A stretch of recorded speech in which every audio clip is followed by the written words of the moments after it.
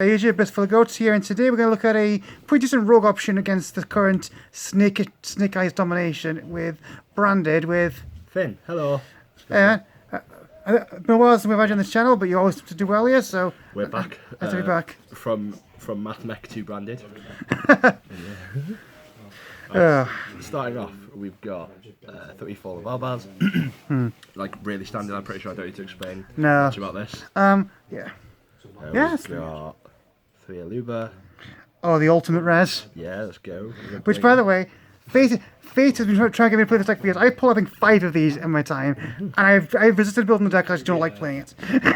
We've then got Blazing Artesia. This card is really cool because you can just dodge interruption like imperms, and also it's just like it coming back in the end phase is just really bad. And especially in a meta like right now, when there's so many decks playing like 10 or more non-engine. Yeah.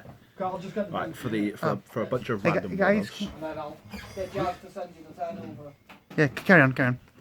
For a bunch of random one-offs, we've got 1 Tragedy, Adlib, and Mercuria, also as well as Quem and Albion the Shrine. I'm guessing all these you can get to your hand different ways. So. Tragedy adds any Despia. This can res a fusion when it's used as fusion material from either grave or banished. Mercuria is a monster negate while you control all the Barbars. Which I forgot about when we played last time, copying the game. Shrine of Dragon can dump any branded spell trap for cost to then basically become an upstart. And Quem, when it's normal summoned, you can dump any card that mentions Fall of Barbars. And when a card leaves the extra deck in any way, shape or form, you can target a monster that mentions Fall of Barbars and special summon. Nice. Right, for the next cards, we have got, for the Bestials, we have 1 Libellion, 1 Magnamut, and 1 Saranir. Okay. Libellion searches you any Bestial, Magnamut adds any Bestial when it's special summoned, and Saranir, when it's sent to grave, you can dump a branded or Bestial monster. You ever thought about running any more of these, or is that this number? This ratio seems completely fine. Like, honestly, the debatable one is Magnamut, but that's like... just... But I guess you follow up, I assume, with the search, yeah. Right, for the spells, we have 3 branded fusion. More shiny ulties. Let's go. Oh yes, the best Ash target in the game. Yes, then we have 3 branded opening. Yeah, actually, before we go on a second, guys, I want to explain how much the Ash, the branded fusions, is a meme in Yu-Gi-Oh! Right now. Like, those don't know, even ChatGPT knows this. Then we've got 3 opening, then we've got 3 fusion deployment. Okay, so this one's a bit different. That's what this one does. You can reveal a fusion monster from your extra deck and then summon a monster whose name is mentioned on the card. So you can either summon Fallen of Albars or you can summon Blazing Cartesia. Yeah, and having more ways to get Fallen of Albars going second is so good because it's one of the best ways to break boards. Because like normal summon Albars is just a board breaker on its own. Yeah, it is cards we have. For the random one-offs, we've got Branded Lost. Boo! Best card. Then we've got Branded in Red.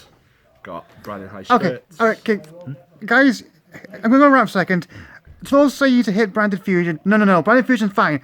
This needs to get hit. This thing is such a pain in the ass to deal with. Yeah, the Alistair Field Spell Searcher is fine, but okay. And then we've got... I mean, come on. I mean, to be fair, Invoked is a lot worse as a deck. Yeah, and then we've got Branded Retribution. Yeah. Then for the next cards, we have... For the random non-engines, we've got 2 Thrust and 1 TTT. Yeah, it's kind of standard. Obviously, Thrust you can search pretty much anything, including Branded Fusion, and TTT. Yeah, I was going to ask, have you searched Branded Fusion with that in the past? And then we've got 1 Fusion Duplication. This is just basically just a 4th copy of Branded Fusion, and you can search it off Thrust, which is really nice. And then we've got 1 Gold Sark and 1 Foolish Burial. These are basically just additional copies of monsters like Tragedy or just dumping various monsters to get you advantage. One thing I've been working recently is a video on that 2007 one I mentioned that in that vlog. Those 2 cards were indexed in that format. That's how old these things are. They're literally only 20 years old, these cards. Right, then I'm old. We've got 3 Super Poly. Main deck Super Poly. Yes. And this is one of the main reasons why this is such a good deck right now against the Snake Eyes. Going to play this thing with a bit more budget. Then we've got 1 Cold Buy, 3 Imperm, and 3 Ash for our hand drops. Good in the mirrors, I hear. Then for the extra deck, we have 2 Mirror Jade. Sorry guys, this is one of my most hated cards in all of Yu-Gi-Oh! Like, good interruption. Yeah, I love... Okay, branded, most part, fair enough deck. This thing would be fair if it wasn't for that last line of text. That's what makes this card so infuriating. Then we've got 2 Albion. Then we've got 1 Libellion. So why do you run why does the deck only run 1 Libellion? Because you can shuffle this back in deck with its own effect. Right. Primarily you only ever need 1. Alright. Then for the random dumps off Mirror Jade, we've got 1 Rimbrum. This can target a Fallen of Albaz and special it during your opponent's turn. Titaniclads. Yeah. When it's sent to the graveyard, you can summon a Fallen of Albaz or a Despia, I can't remember, or a Dogmatica monster, which includes Quen, because Quen is treated as a Dogmatica monster. Oh, that's really cool. Then we've got Albion, the Sanctifier Dragon. This card is amazing. It might get banned, but I don't know. Give it profit first, maybe, I don't know. But then he's got Rat's Disciple, so that doesn't really fix the problem. Then we've got Quaritus, we've got Masquerade, we've got Grignol. Oh, always nice when a deck's got its own time card in the main deck. Yeah. Then for the other random non-engines, we've got Prenapant, Draco Stapelia, and Guardian Chimera. Guardian Chimera is a really good card. And then for the super poly targets, we've got Mud Dragon and Garura. Yeah, pretty standard there. For the side, I think this side is a bit up in the air.